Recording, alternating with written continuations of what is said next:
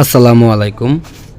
সবাই কেমন আছেন? আশা করি অনেক ভালো আছেন। তো আপনাদেরকে আজকে দেখাবো কিভাবে বিকাশ থেকে সেন্ড মানি করতে হয়। তো তো আপনারা সেন্ড মানি করতে হলে কিন্তু অবশ্যই পার্সোনাল নাম্বারে সেন্ড মানি করতে পারবেন।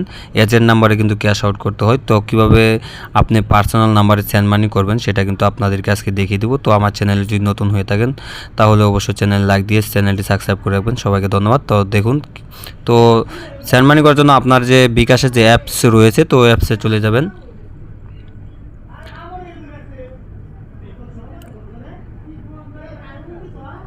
অ্যাপসে চলে আসার পর এখানে যে আপনার পিন নাম্বার দিতে বলছে, তো আপনার বিকাশের পিনটি এখানে সিলেক্ট করবেন।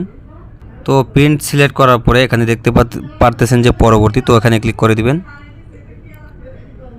এখানে ক্লিক করার পরে এখানে দেখতে পারবেন যে সেন্ড মানি যে একটা অপশন রয়েছে যেখানে, তো সেন্ড মানি, এখানে সেন্ড মানি অপশন রয়েছে, তো সেখানে ক্লিক করে দিবেন। এখানে আসার পর এখানে বলতেছে যে নাম্বারে আপনার টাকাটা সেন্ড মানি করবেন সেই নাম্বারটা এখানে বসাতে বলছি, তো আমি সেই নাম্বারটা এখানে দিয়ে দিচ্ছি। তো নাম্বারটা বসানোর পর এখানে দেখতে পারবেন যে একটা অ্যামাউন্ট, এই যে পরিমাণ কত টাকা আপনি সেন্ড মানি করতে চাচ্ছেন, তো সেটা এখানে বসাতে হবে।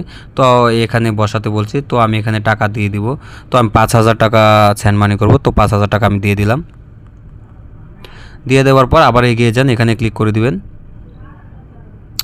এখানে আসার পর এখানে বলতেছে পিন নাম্বার, তো আপনি পিন নাম্বারটা দিবেন। এখানে আপনার যে বিকাশের পিনটা সেটা এখানে দিয়ে দিবেন।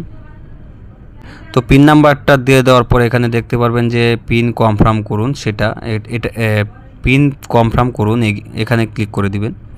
এখানে আসার পর এখানে নিচে দেখতে পারবেন যে আপনার এখানে যে সেন্ড মানি করতে ট্যাপ করে ধরে রাখুন, এই যে অপশনটা রয়েছে, তো সেখানে চাপ দিয়ে ধরে রাখবেন।